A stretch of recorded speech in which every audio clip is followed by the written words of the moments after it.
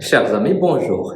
La création d'entreprise est une expérience passionnante et stimulante, mais il ne faut pas oublier qu'il y a des pièges à éviter pour assurer le succès de notre entreprise. Aujourd'hui, je vais partager avec vous 5 pièges qu'il faut absolument éviter pour avancer et développer une entreprise florissante. Premier piège à éviter, c'est de ne pas faire assez de recherches par rapport à son marché. Faire des recherches sur son marché, c'est comprendre les besoins de nos clients, comprendre leurs attentes. Qui sont nos clients? On parle de segmentation, ciblage, positionnement. Ça résonne quand on a fait des études de commerce et tout ça. Dans notre tête, il faut les appliquer. Sinon, si on n'a pas fait d'études de commerce, il faut au moins savoir qui sont intéressés par nos services et nos produits. Quelles sont leurs attentes, quels sont leurs besoins et comment en fait on peut leur servir mieux que les autres, être différent de nos concurrents. C'est-à-dire que quand on parle de marché ici, on parle pas seulement de nos clients, mais aussi de nos compétiteurs, d'être en fait différent, d'être au-dessus d'eux pour que les gens préfèrent acheter chez nous, que ce soit des services ou des produits, que d'aller chez eux. C'est très important. Il y a beaucoup d'entreprises qui se plantent parce qu'on ne sait pas répondre en fait à ce besoin, à cette attente de notre marché. Donc ça, c'est très très important. Il faut toujours avoir beaucoup plus de connaissances, même quand vous avez un client. Même s'il a déjà acheté, allez les voir quand vous avez le temps.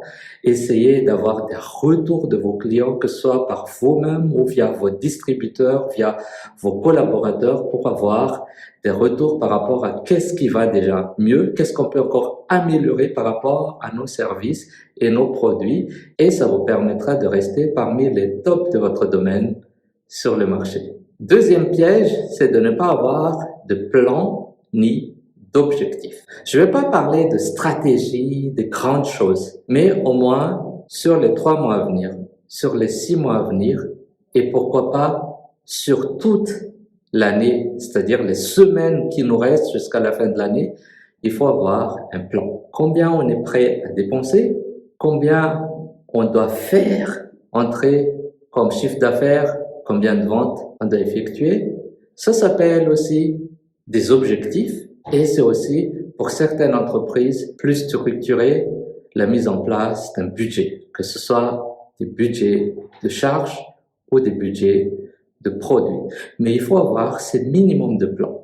Après, si vous êtes une entreprise plus structurée et que vous aimez travailler sur cela et que vous avez par exemple déjà des process, on peut aller plus loin, c'est-à-dire avoir des stratégies claires, décliner son tactique et avoir des plans d'action pour chaque collaborateur à partir de la semaine 1 jusqu'à la semaine 52 de l'année. Troisième piège à éviter, c'est de sous-estimer les dépenses et les coûts. Aujourd'hui, on vit dans un monde où il y a beaucoup plus de fluctuations. Donc, il faut prendre de la marge. Si on sait que en 3 mois, parfois, l'inflation peut atteindre 5%, pourquoi pas ne pas intégrer 5% aussi dans les budgets futurs de nos dépenses? Sous-estimer ses coûts et ses charges ou planifier des dépenses sous-estimées, sous-évaluées, ça peut avoir un impact très négatif sur la trésorerie de notre entreprise. Si aujourd'hui, on n'arrive plus à payer nos dépenses parce que tout a explosé, tout a été sous-évalué, l'entreprise risque de fermer, de faire faillite. Et même si on arrive à trouver des fonds rapides, des emprunts rapides, ça pourrait coûter cher parce que, comme c'est pas prévu, tout le monde essaie de vendre son argent à un prix très très élevé. C'est le cas par exemple des microfinances ou des crédits de trésorerie dans les banques. Quatrième piège, c'est d'ignorer les aspects juridiques et réglementaires.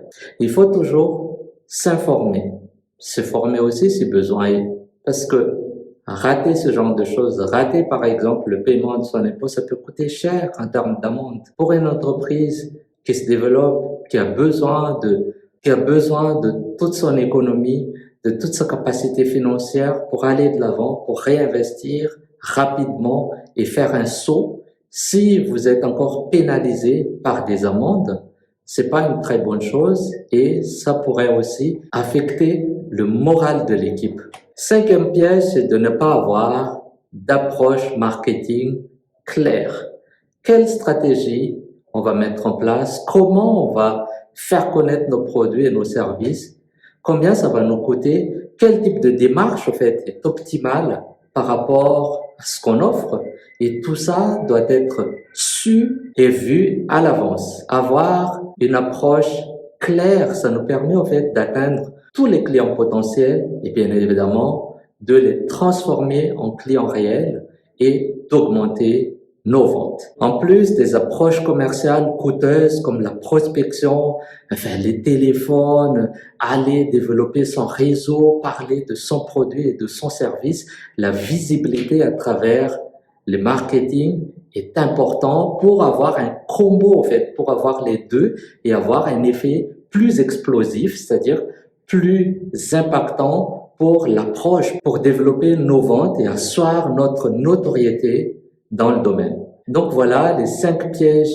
à éviter quand on pilote son entreprise, surtout au moment du lancement, de se faire connaître dans les 5 premières années de votre vie d'entrepreneur ou pour cette entreprise, que ce soit sociale ou économique précisément. Donc, si vous avez des questions, n'hésitez pas à les mettre en commentaire, je répondrai avec plaisir. Sinon, si vous avez aussi des partages, pourquoi pas, mettez-les en commentaire, ça va nous enrichir ensemble. Comme on dit, les informations sont les seules choses qui ne diminuent pas quand on les partage. Sinon, je vous demande toujours de vous abonner à nos pages si ce n'est pas encore fait et n'hésitez pas non plus à partager cette vidéo aux gens que vous pensez être intéressés par ce genre de sujet.